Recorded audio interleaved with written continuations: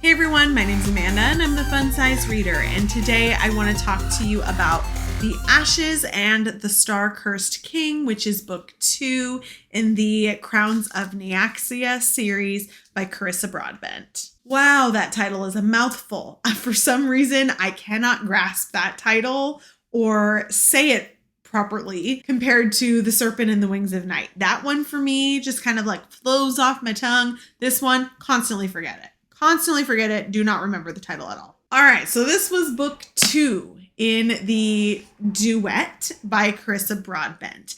I know there is now a novella that you can read in between, I believe. It is set in the world that this book is set in, but it is not necessarily with the same character. I haven't read it yet, so I can't tell you anything about it. This is book 2, not the novella. This book picks up right where book 1 left off. Literally like right where book 1 left off. So it follows Araya and Rain after or in the aftermath of the Kejari competition. Now knowing that she is the heir or Vincent's heir and Rain is also an heir. And now they are married and things are kind of going badly for the kingdom. It's hard to give a synopsis of this book, and that's part of what I will talk about in my review for it. So I'm just going to leave the synopsis at that and kind of go straight into my star rating. I gave this book 3 stars. It was good. I liked it, but coming off of the high from the first book, because I loved the first book, to me, this one didn't do the first one justice. I don't want to say that it was bad because it wasn't bad. It wasn't a bad book. It just was very different from the first book for me. I could very much see why there were a lot of comments that I got on my video for book 1, where there were a lot of readers who had already read this book who did not enjoy it. I got quite a few of those comments and it made me a little nervous to read this book. I really, really wanted to love it as much as I loved the first one, but I didn't. I didn't. And I can see why a lot of people really loved it, and I can see why a lot of people didn't love it. For the people who didn't love it, this is my connection to that. I felt like the first book had this huge plot and storyline and goal. How I described it was the Hunger Games for vampires. You had this competition.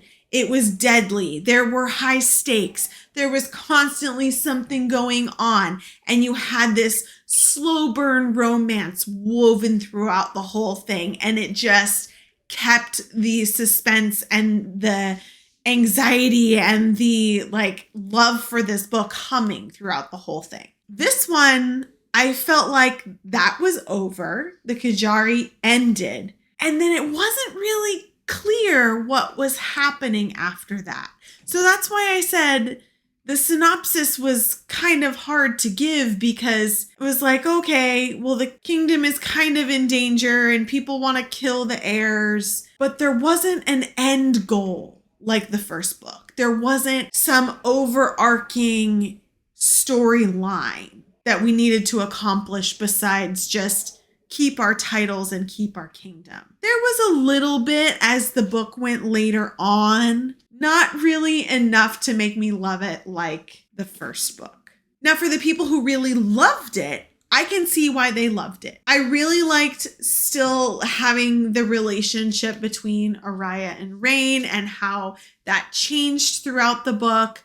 I loved the characters still, even though they were going through lots of different things and lots of emotions throughout the whole book. I really loved those parts of it. I liked the ending. I thought the ending was good. I'm a happily ever after ending kind of person, so I was happy with the end. I'm trying to say things in a way that's not too spoilery, but it is a second book, so things are gonna kind of get spoiled, but I have some specifics that I want to talk to you about after. So yeah, I can see both sides, but for me, it just didn't hit as hard as the first book.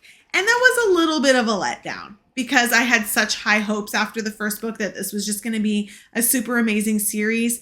And I do highly recommend the first book, and I do recommend the series, but I hate recommending a series if the second book was lower on a scale for me. Like, it just feels bad doing that sometimes.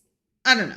So I'm warning you. Spice rating on this book was a 3 chili peppers, but it was fairly light on that spice scale. There were only 2 scenes, so like there wasn't a lot. It was still kind of a slow burn like the first one. I don't know if anybody else felt this way, but I did feel like the book was a little bit long. And I don't know if it was because I felt like some of the scenes were a little kind of hop around, disjointed a little bit, that made it feel long to me.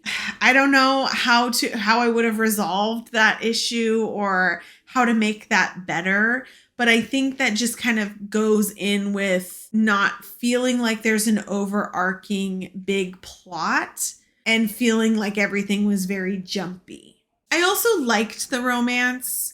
But coming off of like the heated romance that was in the last book and this like forbidden vampire human, super steamy, super spicy, like this whole vibe, it was really not that in this one. And I know there was reason for that. There was like the backstabbing and the treachery and all of that, but I wanted it to be more of that kind of drive and longing, but pushing those feelings aside. And I felt like Araya didn't really have those feelings that she was like pushing aside for a lot of it. She was just so angry. It kind of just took away from the romance a little bit. It got better towards the end and obviously like ramped up again, but I just wanted more of that burning, like simmering beneath the surface, not just hatred. I did like a lot of the moments that she had with Vincent. Like, I do feel like there were a lot of like parenting things in there. And I don't know, maybe I just thought that because I'm a parent, but there were a lot of like lessons and feelings and things that you want your kid to realize and understanding why you did things, especially once they're an adult and they didn't understand when you did them, or, you know, you're gone now, but you hope that someday they understand why you made the decisions that you made or you did what you did. Like, I feel like there were a lot of those lessons in there. And I did really like that about the book. I felt like it gave us an insight to Vincent that we didn't get in the first book. So if you like really loved Vincent in the first book, this gave you more Vincent.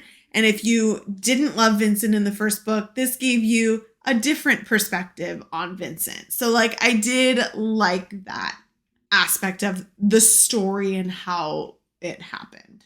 I don't really know if I have much more to say. It was good. I liked it. I didn't think it was the ending that I would have loved for the first book. And arguably, I wish that it was a one and done. I wish that it was a standalone, the first one, and just ended somehow on a good note. I that high that I had after the first book just didn't match how I felt after this one. I will still be reading the rest of the books that she's doing in this series because they're like all duets. I think there's going to be like 8 of them or something.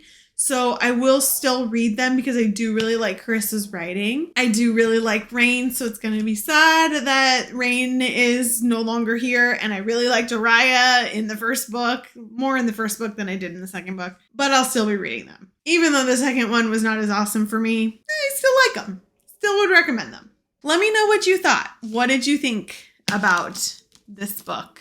It's been out for a little while now. I've been putting it off reading it because I wanted to like it and I wasn't reading fantasy for a while because my brain couldn't handle it. So I pushed it off. And I don't know, maybe that was a little bit of the influence of why I didn't love it. But I read it right after Fourth Wing and I loved Fourth Wing. So maybe that wasn't it. Thanks for chatting with me today. Let me know what you thought about the book down in the comments. And don't forget, you can also find me on all the social media. And I'll see you guys next time.